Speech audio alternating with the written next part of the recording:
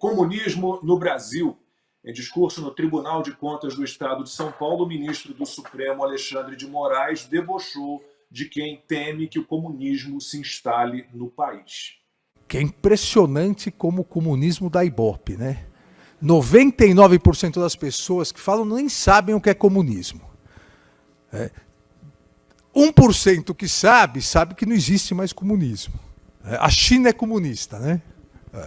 É mais capitalista que nós. O Putin é o rei do comunismo. Mas você fala em comunismo, principalmente pessoas mais velhas, você fala em comunismo, é um negócio... Por que você é contra não sei o quê? Porque vão instalar o comunismo no Brasil. Ana, começa essa rodada por você. O Flávio Gordon, antropólogo, já escreveu um artigo que o Luiz Roberto Barroso veio com o mesmo discursinho do Alexandre de Moraes. Eles pegam ali o verbete do dicionário de comunismo e dizem, olha, só que eles não entendem, né, que tem metamorfoses, que o neocomunismo, por exemplo, é o neoconstitucionalismo. Eles estão aí abraçados a agendas globais, eles defendem censura, perseguição, né, totalitarismo. Isso também é comunismo, Ana. Sabe o que me deixa assim, né, o sangue ferve, né? Você fica até chocada, você fala, não é possível, daqui a pouco ele vai falar, eu estou brincando, alguma coisa assim. É o deboche de falar do comunismo, as pessoas mais velhas. Ora, as pessoas mais velhas, elas viram o comunismo de perto, né? Elas sentiram outras nuances do comunismo que hoje em dia estão travestidas, mas que estão aí, como você disse, Lacombe, perseguição política, né? A polícia sendo politizada, o judiciário sendo politizado, ativistas e militantes com canetas de juízes nas mãos.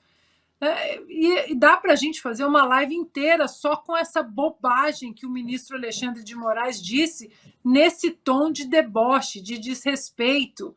Lembrando que o próprio Lula, recentemente, disse numa entrevista, eles ficam chamando a gente de comunista. A gente não liga, não, somos comunistas mesmo.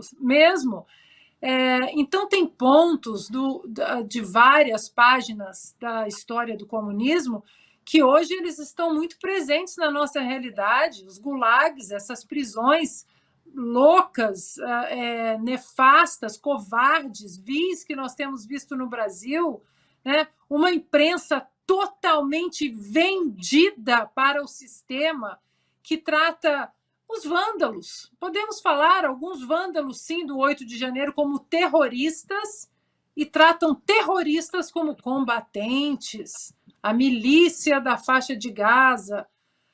Então, assim, são vários pontos. Basta uma pesquisa rápida na história sobre o comunismo e você ler com a cabeça de 2023 no Brasil e você vai falar, temos, e isso aqui também temos, né? Desrespeito à Constituição, uma polícia, o ministro da Justiça falando a minha polícia. Joseph Stalin, eu sempre falo aqui de um dos favoritos do Stalin, que era o Lavrenti Beria, o chefe da polícia do Stalin, que batia no peito e falava o quê? Mostre-me o homem e eu encontro o crime. Não é isso que nós estamos vivendo no Brasil? Tem vários aspectos. O capitalismo de Estado não deixa de ser um comunismo também, né? Eu vou indicar daqui a pouco um livro do Flávio Gordon, eu adoro esse livro, um dos melhores que eu li este ano, fiz uma resenha que subiu no meu canal no YouTube na sexta-feira, e o Flávio Gordon, antropólogo, falava isso. Nazismo e comunismo rezavam pela mesma cartilha. Ambos acreditavam que, para criar a nova ordem mundial, era sumamente necessária a eliminação de certas categorias de pessoas. Portanto, a eliminação de bolsonaristas, nós derrotamos os bolsonaristas, também tem ligação com o comunismo, consta. Ideologias totalitárias que não aceitam o contraditório. Agora, o argumento de deboche, né, é o argumento de quem perdeu a razão e está apelando, né? E qual é o truque? chinfrim desses esquerdistas, né? Dizer que o comunismo como ideologia pensada, né, de fim do Estado e da propriedade nunca aconteceu. Foram 190 tentativas, todas levaram ao mesmíssimo e inexorável resultado: miséria, escravidão, opressão, mentira, política da mentira como cultura oficial dos regimes, né? E eles vão dizer que aquilo foi o socialismo real. Nunca existiu o comunismo na prática, né? Deturparam Marx, vamos tentar pela milésima vez, dessa vez vai. E outra coisa, o ministro disse que dá ibope, né? Ou seja, é popular a visão, então, anticomunista no Brasil. É popular, né? Vai ver que é por isso que precisa usar dos métodos comunistas para censurar, perseguir, calar, instituir uma espécie de Stasi, a polícia secreta, a polícia do pensamento, instituir crime de opinião, coisas, aliás, todas alinhadas ao comunismo. Não há mais comunismo, né? Isso é coisa de paranoico reacionário. Só temos um ministro da Justiça comunista. Graças a Deus, como ele brinca, né? Comunista. Um partido comunista oficial no Brasil. Temos países como Cuba, Venezuela, Coreia, China, sim, e Nicarágua, não por acaso todos eles defendidos pelo PT. Imagina chamar isso de comunismo. Eu estou lendo um livro excelente sobre a atuação política do Papa João Paulo II, ele que enfrentou exatamente o comunismo. E não é por acaso que esses regimes comunistas ainda remanescentes, né, que não tiveram conhecimento da queda do Muro de Berlim, eles odeiam a Igreja Católica e eles declaram guerra ao cristianismo, porque eles sabem que o cristianismo é o grande obstáculo à visão comunista e basta ver o ódio que exala, o preconceito que a turma do PT e da extrema esquerda no Brasil tem em relação aos evangélicos, por exemplo. E, para finalizar, o Foro de São Paulo, né, fundado por Lula, com o ditador decrépito, na época já comunista, Fidel Castro, em 1990, para, abre aspas, resgatar na América Latina o que se perdeu no leste europeu. Bom, a menos que tenha se perdido sei lá o que no leste europeu, né, a gente sabe que eles estavam falando do comunismo, né? E, por fim, talvez o ministro Alexandre de Moraes, cada vez mais arrogante, deixando o poder subir a cabeça, mais elitista, né? Talvez sem se dar conta, na mesma fala, no mesmo evento que ele tentou dar aula de comunismo, ainda bem que ele não é professor, né, de história, nada disso, aceita um debate com ele a hora que ele quiser sobre esse assunto, né?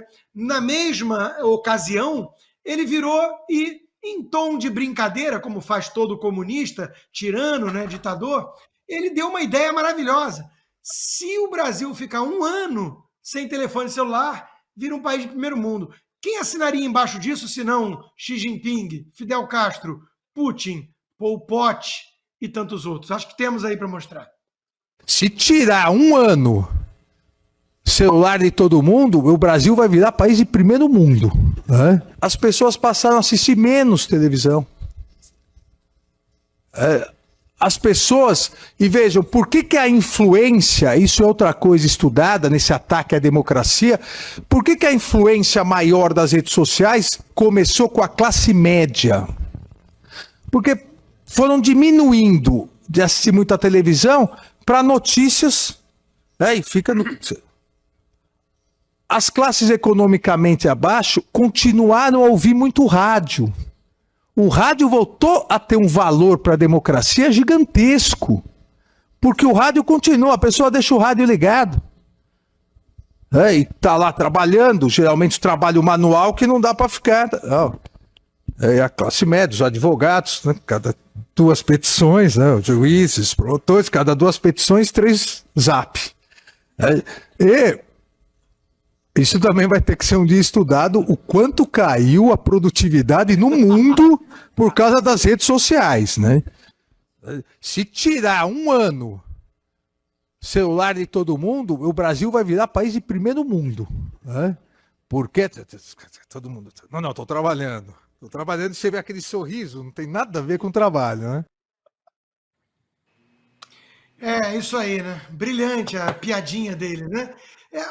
Exala autoritarismo, né? E preconceito, classe média. O sonho dele é o status quo ante. quando havia hegemonia de esquerda nos 50 tons de vermelho, naquele teatro das tesouras do tucano e do petismo, né? Lembrando que ele foi filiado ao PSDB, trabalhou para o Geraldo Alckmin e companhia, quando todo mundo tinha que assistir só a Rede Globo, a Rede Goebbels, né? A Globo Lixo, essa empresa que mais deturpa, mente e engana a população no mundo, né? Então, ele adoraria que não existisse um programa como o nosso, que não existisse gente como eu, chamando isso de visão comunista autoritária. E, Paulo, para fechar essa pauta, a agenda globalista, esse governo mundial, que, aliás, tem o apoio total do STF, né, que abraça essa Agenda 2030 da ONU, essa ideia desse governo mundial, ela é uma ideia comunista. O Alexandre de Moraes, ele não quer perceber as metamorfoses do comunismo, mas o que falam os comunistas atuais hoje? A gente fala em bem comum da humanidade, em segurança ambiental, em desarmamento, né, os problemas globais e sistêmicos que ameaçam a humanidade. Isso é comunismo puro. Desde o início, a ideia desse governo mundial estava lá, né, no Manifesto Comunista. Lacombe, a fala do ministro, ela revela um conhecimento pueril sobre comunismo, sobre o sistema de poder, enfim. O comunismo não é um mero sistema econômico, como ele sugere. Olha, lá é mais capitalista que aqui, por quê? Porque tem empresa. Não, um sistema de poder, um sistema de controle social, que para manter controle social e poder, ele pode fazer abertura econômica em um momento que achar importante, fecha de novo depois, abre de novo, não importa, o que importa é manter controle da sociedade, impor sua vontade, sua utopia de planejamento, moldar as pessoas conforme o partido acha que deve ser moldado. E isso não implica num tempinho de 4 anos, como nós acostumamos aqui a raciocinar a nossa cultura democrática. Não, isso pode levar séculos, décadas, pode adormecer, pode voltar. O ministro não conhece nada disso. E aí ele faz esse deboche aí que parece num nível muito abaixo do que se espera de alguém na posição dele. Inclusive nega a realidade. O Rodrigo Constantino colocou aqui, tem que avisar o Flávio Dino que o comunismo acabou. Ele nunca negou. Flávio, que daqui a pouco pode ser colega lá do pessoal. Está entre os 11. O Flávio Dino ainda sonha com o comunismo.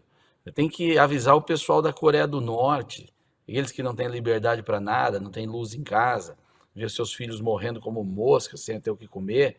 Tem que avisar eles que não foi o comunismo que fez aquilo, não. Que eles vivem num sistema de liberdade. O pessoal de Cuba também, que não consegue ter acesso à internet direito, não consegue nada, né? Que tem que colocar a família inteira num bote, pai ver filho sendo comido por tubarão, para fugir do comunismo. Tem que avisar esse pessoal todo aí. É triste o nível em que a gente chegou. Então, infelizmente, o ministro está errado, o comunismo existe sim, e o que não existe mesmo, parece, é a figura do constitucionalista. Esse sumiu, infelizmente. Ana, é isso, né? O Lula tem orgulho de ser chamado de comunista, ele só anda com comunistas, né? Totalitários, ditadores, mas estamos livres disso. Aqui não vai rolar. Pois é, dois pontos rápidos. O Alexandre de Moraes, né, o iluministro ali, Alexandre de Moraes, quando ele fala sobre a influência das redes sociais, ele está, na verdade, criticando a independência intelectual das pessoas, né? Eles odeiam isso. Eles odeiam a independência intelectual. Você decidir por você o caminho do seu dinheiro, da sua vida, o que os seus filhos vão ver e aprender na escola. Estão aí chateadíssimos, né? A esquerda, com 70% dos conselhos tutelares dominados pela direita no Brasil. Estão de cabelo em pé, não sabem escolher.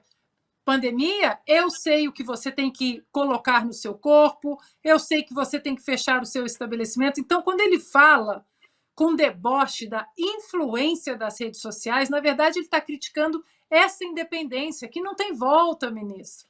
O brasileiro não tem volta. segurou as rédeas ali agora das decisões políticas. Olha, vamos tropeçar, vamos aos trancos e barrancos, mas não tem como desver mais, ministro. O brasileiro vai seguir nesse caminho da independência intelectual.